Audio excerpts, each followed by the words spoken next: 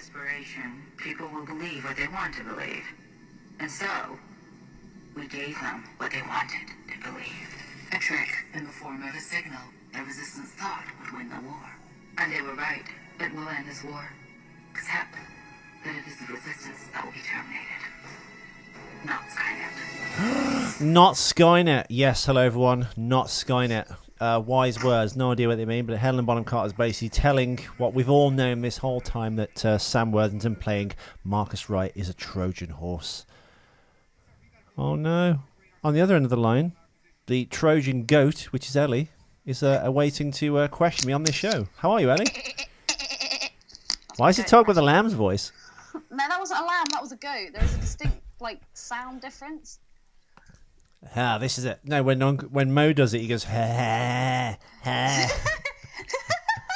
And then you go, what is that? And then Homer goes, it's a baby goat. That's a good goat.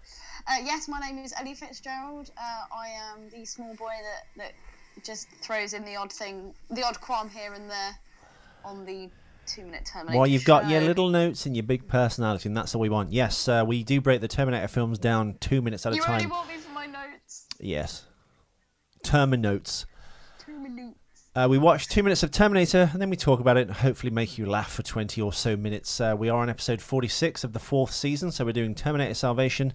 The bookends of the scene, which I'll tell you before the credits because I always forget, is basically John Connor looking into the red eyeball of the Terminator, which is Sam Worthington, and it ends, if my goddamn computer starts working, it ends with Helena Bonham Carter saying, you did what we couldn't do. You killed John Connor. Thank you. Perfect. So there we are. The two bookends of the scene are there. We're going from minutes 92 to 94, the 2 minutes bridging that gap. And with that, we bid you welcome to the show. Hit the music.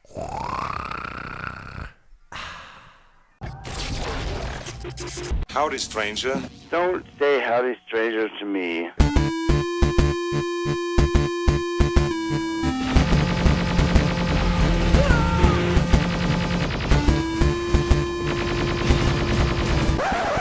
You didn't do the 4th. Thank God.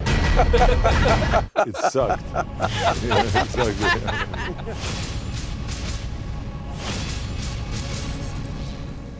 So anyway, today's bumper music, of course. You bastard. It wasn't what I requested at all. Well, you had Labyrinth. We did that, not so far back. I'm trying to bring, new soundtracks to people. I asked you if we could do Labyrinth. You went, no, because it's all the songs. It's really distracting. It's no, play the score. I wanted to do, an old Hollywood kind of feel, so I've gone for Paul J. Smith's 20,000 Leagues Under the Sea soundtrack to just carry the show from Walt Disney. You should do this, the Kirk Douglas version. Wuthering Heights. That's amazing. Mate, we'll do that for tomorrow's show, Ellie, I promise. With Laurence Olivier, he was born down the road from me. Literally 20 feet from your front door. Exactly. If I lived there, I'd chip that plaque off the house, though. You get loads of weirdos coming at your house all the time. Still that? Yeah. But most people that live around here now probably wouldn't even know who Laurence Olivier is. They go, Laurence who? Doesn't he paint people's houses? Didn't he invent spam? Have you ever eaten spam? Yeah. What's it like? It's just tinned meat. It's not great. It's very much a thing of its time. But then again, I love pate, and that's basically spreadable meat. What more could you want? This is non-spreadable meat. Apart from I like cheese. corned beef. That's great. I'm a big fan of corned beef. What, like corned beef hash? Just corned beef, just to eat it out of the can like an apple. Oh yeah, me and my brother used to do that, and then my dad made our mum stop buying it. I used to eat cold meatballs from the can as well, but that's a different story I've for rocked another that. time. I've done that this year actually, recently. I want to do that. Anyway, as I was saying, I am Ethan McKinley. We present a show called The 2 Minute Terminator. If you are listening to this on iTunes, you've only just found out about us. We do Then a where the hell have you been? Where the hell have you been? We do a Mystery Science Theatre 3K version where we actually commentate over the clip in question. So if you're actually having trouble following along, if you actually give a shit about the clip we're talking about, well done. We love your commitment. You can actually watch and play with us, basically. You can play with Ellie as well. If you, I'll put a Skype number in the show notes. You can basically watch the clip as we're talking about it. It's on repeat for the length of the show, so you can follow along with all the little nuances and the bits and ins and outs and all the things we're actually talking about. So there's that version. No other minute podcast does that yet. Hopefully they will. I love the thought of your mum walking past your room and hearing that music coming out. Oh, 20,000 Leagues Under the Sea. When my husband took me to the Danilo and we went for a dance and we spent 2D on a lemonade. What's 2D? It's a currency. Fuck off. So Ellie, again, we've done this for 3 shows now. Marcus Wright, for some reason, has been finding out for an entire 6 minutes who and what he is. The only thing it reminds me of... acting really badly with his face. Yeah, he's been told he's basically destroyed humanity. All the things he's been acting on free will, or so he thinks, and discovered himself. It's all been you! It's all been a lie. The signal's been a lie to control the Terminators. It was set up by Skynet. It's brilliant. Marcus has led the saviour, or the perceived saviour, Marcus Wright, not Marcus Wright, whoops, John Connor to Skynet, even though Marcus Wright in the original script was was going to take place. The brain fart. Sorry, this music's throwing me off. I have to turn this down. Reduce that. Reduce that! Yeah, Marcus Wright in the original draft of the script was going to be the saviour of humanity, taking the place of John Connor, and actually because he was a machine, having the inside track and having all this explained to him, he was going to actually win the war. In a later episode, this was going to be the first or middle part of a trilogy that was abandoned. So there we have it. Why is Helena Bonham Carter still telling this man that he's cocked it up? Fuck knows. But that's just made me think of something else as well. How would Skynet have known about Helena Bonham Carter at all? Because it's somehow in the process of building Marcus Wright or various other human experimentations that... How can Terminators tap into someone's memory? Well, I mean, there's technology now where they can almost record dreams. Have you seen... but we have also kind of established that at this point they are not at their kind of pinnacle of technology. They're still working shit out. Yeah, and Marcus is the first, well, not the first, but he's kind of one of the a new generation of Terminator, which is more man than machine. This is what Skynet wants, basically, isn't it? I don't know. I can't help but feel that Helena Bonham Carter is Skynet. I feel like they've tried repeatedly to kind of kill John Connor and thwart the resistance, and now it's become like a time war as well, back and forth across time, which somehow Skynet is aware of, that it keeps failing. I can only assume because it knows it exists. Isn't it funny that what they needed was a human element to actually... Well, I mean, all right, technically, Skynet doesn't fail its mission because all the Terminators it sends back through time, that's the last it sees of them. It can only hope that it doesn't get snuffed out of existence. But as it's still around, one could argue, from Skynet's point of view, the Terminators failed the mission in killing John, but they didn't stop Skynet from being created. And Ellie's gone. Are you listening to Kirk Douglas? Oh, Ellie has in fact gone. Ellie, are you still there? Ellie! Anyway, I'll just keep talking. We have some show notes while Ellie sorts herself out, and she's gone. She'll call back shortly. Sorry about this. There we go. Sorry, everyone. I'm so sorry. That's all right. I was just telling the listeners. It went through to the picture the last picture you sent me.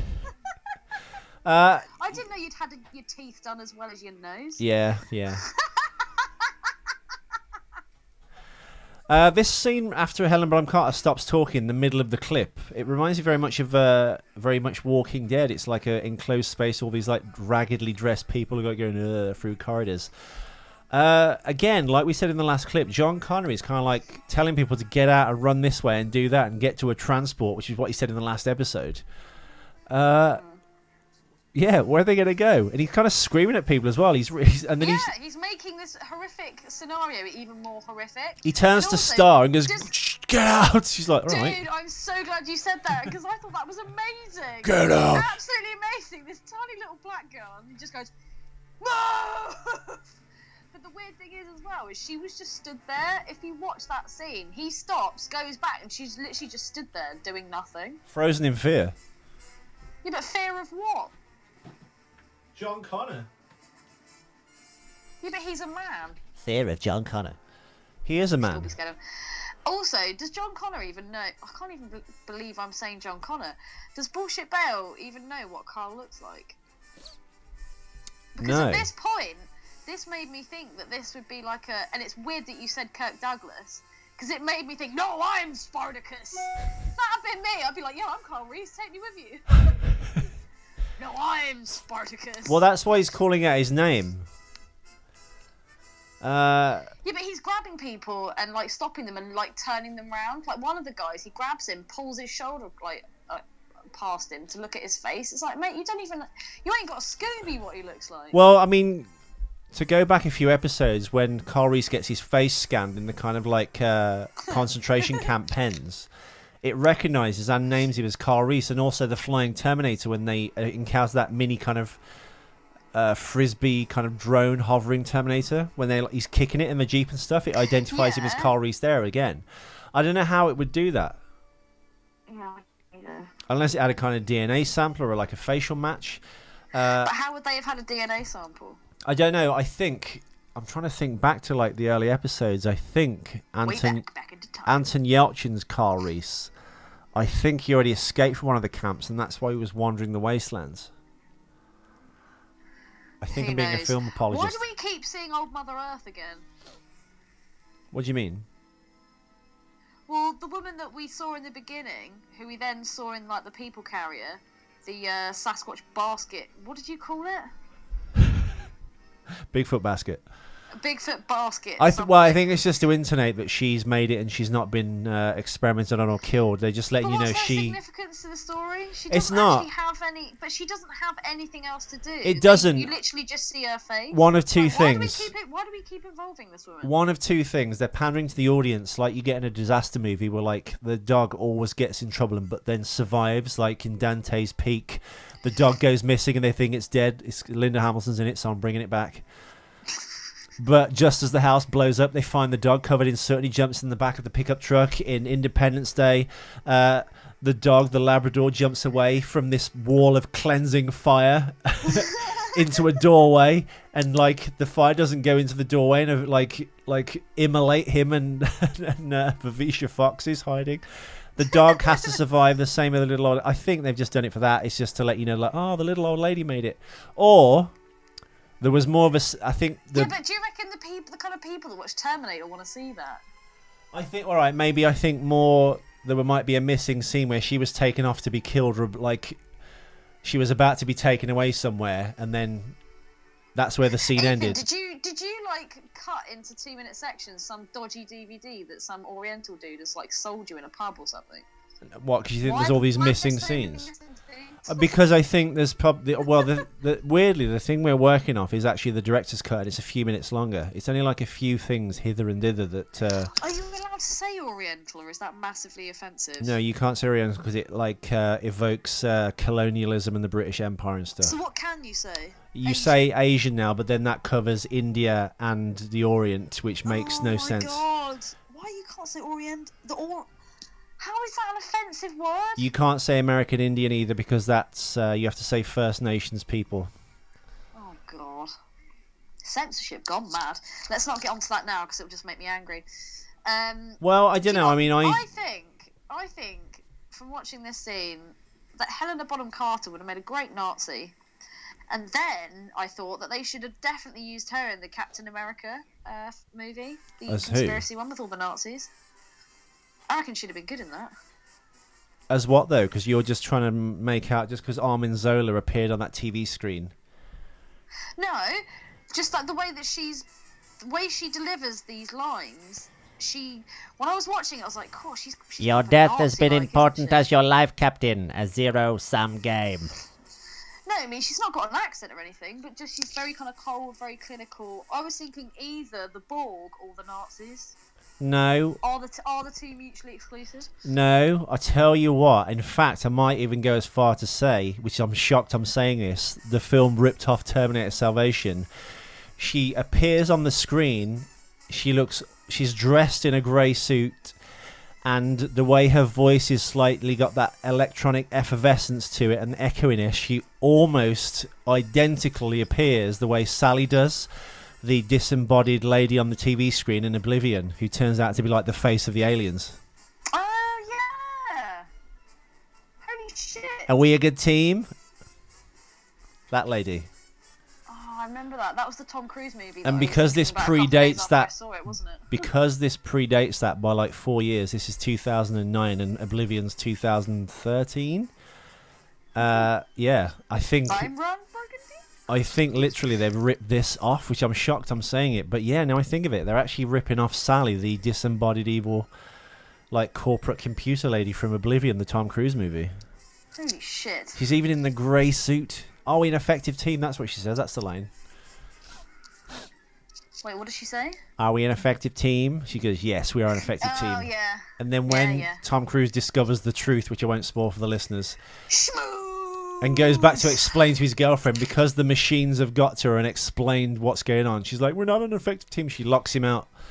They just Sophia, basically. They get inside her head. Do you want to know something, Ellie? Yes. This film is the first time in which John Connor and his father, Kyle Reese, have appeared together. If one disregards, and I know we shouldn't, disregards Terminator 2 Judgment Day 1991, where Kyle makes an appearance in the dream sequence of the director's cut, which was deleted from the theatrical version. No, he isn't. But they're saying here that it's the only time they've appeared in the same film. This is the only film where they've appeared on screen together. Yeah. Okay. Looks like a little interesting fact there. Having said that, that's actually now a lie, because a lie is a lie. the nanobot Terminator version of John Connor, played by Jason Lewis.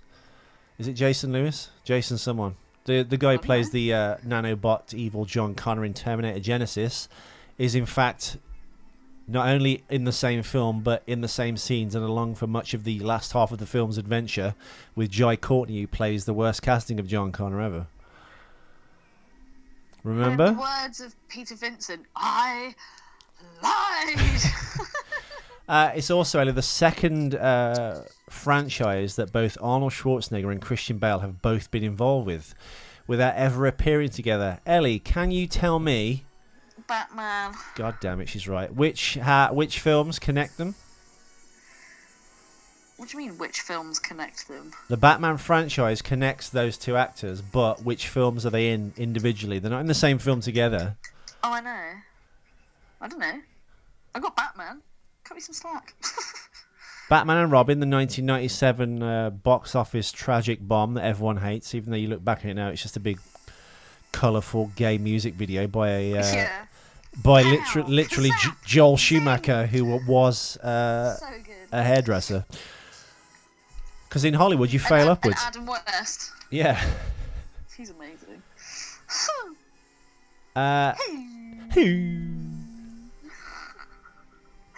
Anyway, back to Terminator.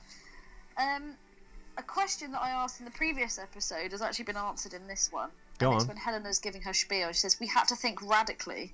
And I was like, so this suggests that Skynet does think. So it is conscious. But then it made me think, what is Skynet's sole purpose? Once they've wiped out the human race, then what? Well, I think you've had this in a million other films. When something attains consciousness, the next thing it wants to do is either learn or better itself, or weirdly, which I guess is ascend to another planet.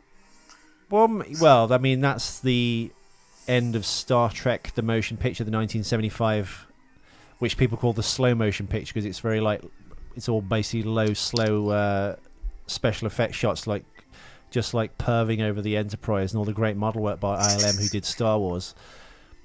But V'ger obviously wants to learn. It ascends to like a higher plane of existence when it kind of has learned all it can from this galaxy. Yeah. But I guess it's the Pinocchio story, isn't it? It's the Bicentennial Man story. It's the wanting to be again human. And I think, weirdly, if a machine got to a certain stage physically, would it not want to develop emotion? No, not just that. Physically, would it not? If a machine becomes sufficiently advanced, would it not be organic again, and then it would start over? Do you know what I mean? Yeah. Well, it's like Data, isn't it? Because we're kind of machines. We've got moving parts. Data from Next Generation, or 7 of 9 from Voyager. Yeah, but God, I know she doesn't rev her engine, but my God, she is hot. And she's into kinky sex. Oh yeah. Because you read it in a report that she said because she wanted to look popular and cool. No, she used to date this really rich businessman, and he'd have these parties. Jerry and Ryan. Basically, she would be tied up, like, from the ceiling in all this kind of bondage shit. And I think stuff happened. No, she's a kinky bitch, dude. Check her out. Yeah, basically, you hung her off the ceiling, and he put her next to his in-out box for letters, and people just like would wet their finger to put stamps on. Oh my god, Ethan, that's amazing. But I know, I think this human component, this is the very thing Skynet's talking about, that it lacks to kind of like outwit its opponent, basically. But I think you could have taken this in a different direction had you gone another film. Because this human element has been added to Skynet and it's connected to Marcus and he to it, it would have, I think, made an interesting premise with Skynet not only becoming conscious as it already has, but having this like human emotion element attached to it where you could go with that. I don't know where you go with that. I just think it might be an interesting conceit or concept with which to go. I reckon it would be. I mean, they did it, I guess, maybe a little bit, kinda, in Terminator Genesis, where it was kind of like this holographic projection of a person. And because it kind of absorbed John Connor and became one with him, and he became this like nanobot machine, again, they didn't really explore the idea that much. So, I don't know. You should have made movies. I shouldn't, because we don't really go that deeply into the film lore of this thing, I don't think. Well, sometimes it depends on the episode. No, but you've got great ideas, though. Actually, no, what you should have done is done cartoons. You should have made a really rude cartoon, because then you can get away with saying absolutely anything. Well, this podcast is a rude cartoon. Coming back again to the Signal as well. I don't know. Oh, yeah. Michael Ironside. Is that the signal that meant to, like, shut everything down, then? Is that Well, the signal the that guy meant turns to him and goes, "We've destroyed ourselves."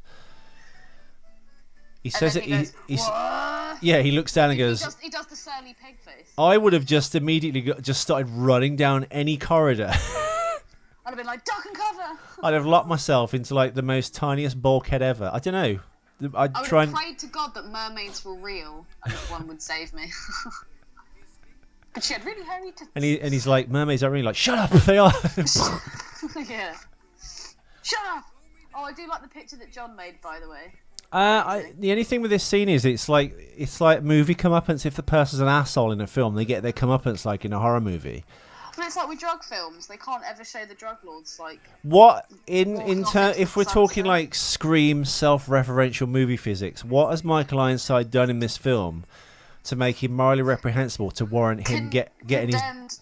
Condemned a load of people to die. Let's say the death of one is a tragedy, but the death of millions is a statistic.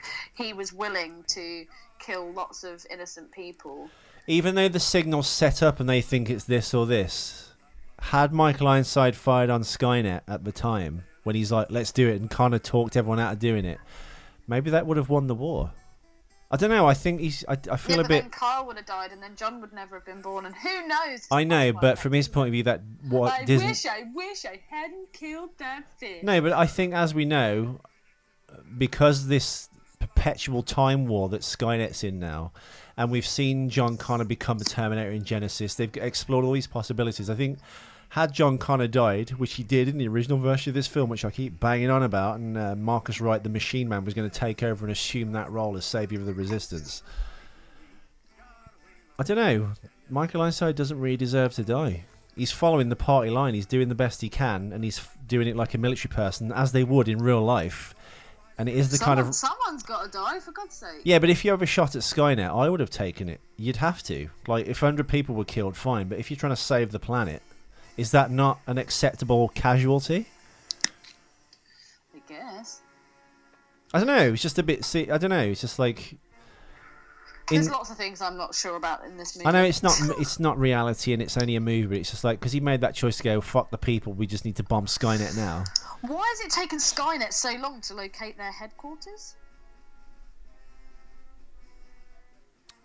Because... okay. Well, Skynet created that signal that they thought they were using as the inside track, as a means of communicating like off the books that Skynet didn't know about. So when they switched it on, it worked on a Terminator and shut them down. So they thought they were kind of like in this, I guess, invisible Harry Potter blanket, but actually it was created by Skynet to another Trojan horse. The same thing that Marcus is, but this is a signal. Yeah, but that hasn't answered my question. Why has it taken them this long to find the headquarters? Because I think they were waiting for the moment for John Connor to be at ground zero within the grounds of Skynet, and to get Marcus back and kind of debrief him and reprogram him and explain to him what his job was. It's I think in the hands of a better filmmaker, and they wrote the script a little bit better, it could have been. They've got bloody hydrobots, for God's sake. They could have sent something in the water. But you know what? This scene is. This what you just mentioned earlier. This is the same scene that they have in Captain America 2, when he goes, "This is what's happened. You've all been working for us the whole time. We've been here from the start, and we're gonna fucking destroy the world and kill." It's been a ruse! Yeah, and he just tells them the big conspiracy. And I think that's what this scene is. This is like, in the hands of maybe a better filmmaker, this would have been like, oh my god, it's all fucked, and none of this really comes as a surprise. Yeah. Like, he goes, oh, we destroyed the signals, Skynet's all along, we've been had. But you don't really feel anything. Been had. Right, done, you have been. Yeah, you don't feel anything, and Marcus Wright coming to this realization, like Damien in Omen 2, and he's like, why? When Lance Henriksen... I did it for you, Damien. No, that's the first one. In the second one, when he's at the military academy, and Lance Henriksen, who's got that tiny part. Oh shit, the bed, yeah. And he goes, you don't know who you are, because he looks at that boy and he has he goes, and he freaks out because he gives him the evil eye. Lance Henriksen goes, read this passage in Revelations, and he reads it and goes, why, I'm the devil. And he's like, okay, cool. So weird when they're in the woods and he kills his mate. Mark. God, that kid is weird. So weird. I'm going to start doing that to you if you do something I disapprove of. You go, I'm going to do this. I go, Mark. Oh, I never say I'm going to do this. I've had 4 brain hemorrhages this week. I keep disobeying Ethan. I'm not being insubordinate. I'm really not. You're just going girly on me. Ellie's hot date last night. Oh, for fuck's sake. His friend came around and you couldn't get to him. I think it's hilarious. It's the 3rd night in a row you've tried to meet this dude. Oh, Ellie, your life is the gift that keeps on giving. All right, well, let's talk about your day. About your ex. Berating my ex-wife. Yeah. Let's talk about that. There's nothing to really say. Her boyfriend's dumped her, and the reasons are she, I guess... I don't know. What is it? No, I think she just only wants him back because she can't have him. Fucking another whore. Whore. He's gone back to his ex-wife. Oh, she's not nicer than my just wife. so you know, people, when I say ex-wife, I don't actually mean wife. I just say ex-girlfriend. I just like the term Ethan ex-wife. has never actually been able to get any woman to agree to put a ring on it, so that's not the reason. Which, by the way, the lyrics to that song are so weird. If you liked it, you should have put a ring on it. It's meant to be like a female empowerment song, and they're calling themselves it.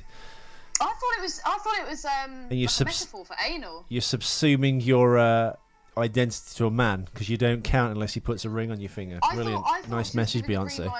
I thought she was giving the green light for anal, personally. Maybe. Because she does another song called Green Light. Well, it should be brown light, shouldn't it? Well, no, giving a green light to put a ring on his... Now, I know what you mean, Ellie. Forget it. I know, I'm just drawing 2 songs together. Oh, forget it. You illiterate fuck. But yeah, as we said in the last episode, John, of course, is sending these people out. They don't know where the fuck they're going. I think basically they just would have poured out into the next room, all got lost and like split up in this like endless factory of Terminator manufacture. But yeah, I saw me out of stuff. He tells off Star. Sam Worthington tries to look revelatory. And move on fire, and move on fire, and move on fire.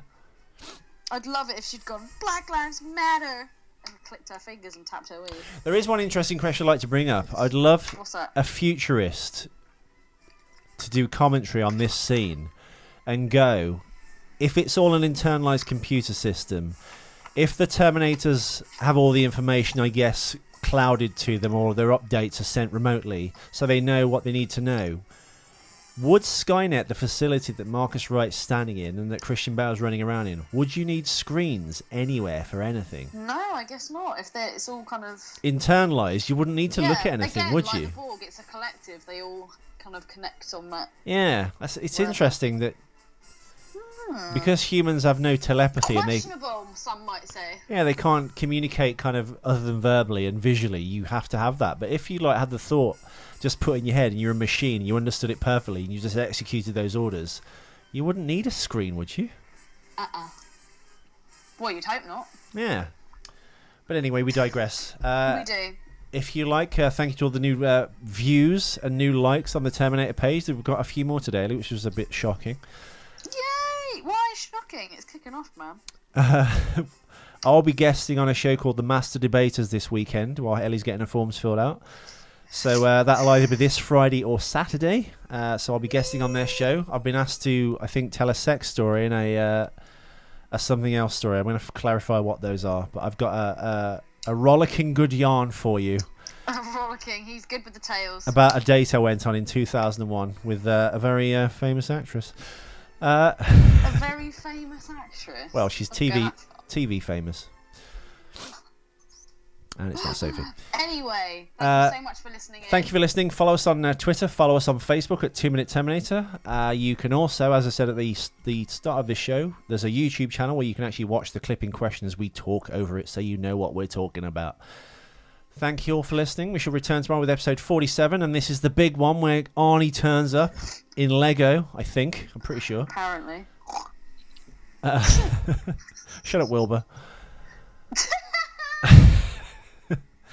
And we'll be back. Why are you wearing your glasses inside? Ugh. We've got 12 episodes left for this season, so we're going to try and make it as best we can. If Ellie wants, you can come down this weekend, Ellie, and do some shows live from Birmingham if you wish. Ooh, I'm being invited to Birmingham. You are. So if you want to go and meet your beau at 6 o'clock, on Friday, and then get the 9 o'clock train. Yeah, the 9 o'clock train. But I wouldn't say go and meet him in Dalston. You should meet him somewhere around the Marylebone area. But you don't have to do that, or just come down on Saturday. But you probably have to come back on Sunday night because you have that lovely new job with the celebs I've set you up with. I'm so good to you. But yeah, you can do that. To you. I just think the last 5 episodes we do, you should be live because it is a bit of a ball ache talking to you through this bloody computer. It sounds like you're a guest on your own show. I don't like that. It's not my show. I know. It's our show. It's our show, but it's like you're always through a computer. It still works. It's just better if we have you in person. It's weird though because the first episode we do, where we are back in together in the same room, you get all weird and nervous. Once you've got one show under your belt, you're fine. But it's that initial. I don't think so. It's usually we've had some it's trying to corral you and get back in the mood after such a long time. No, for some reason, we're now playing The Great Escape by Elmer Bernstein. But anyway, once again, we digress. Oh, you want to go, do you? Yeah. At least I'm to the point. I don't pussyfoot around it. You are, yeah. Thank you for listening. We do appreciate the support. Thank you for all the minute shows who are now kind of like helping. We're all helping each other, retweeting shit and listening to each other's shows. John Nichols, that love rat, has started listening to Back to the Future Minute. Can you believe that, Ellie? Fuck off. Yes. Right, John. You're fired. You're fired. Thank you. It's fine, John. It only hurts a little bit. Actually, Spaldner hasn't written to us in ages either. What is going on? Because I told you, I think Spaldner works for the government or he's ex-military and he keeps going off to do mercenary jobs. Yeah, He disappears, then he binges on like 10 shows and then... Whatever you're doing, Spaldner, I'm sure it's a great cause. I'm sure it's for the United States of America. America! America! Hasta la vista, America! Baby. Shut up. Shut the fuck up. Shut the fuck up. Shut up if you can't take a joke. You are trashing my scene. Shut the fuck up, would you? Shut the fuck up. Shut up if you can't take a joke. And I ain't walking on this set if you're still hired. Shut the fuck up. Shut the fuck up. Shut up if you can't take a joke. I'm fucking serious. Shut the fuck up. Shut the fuck up. Shut up if you can't take a joke. You are trashing my scene. What don't you fucking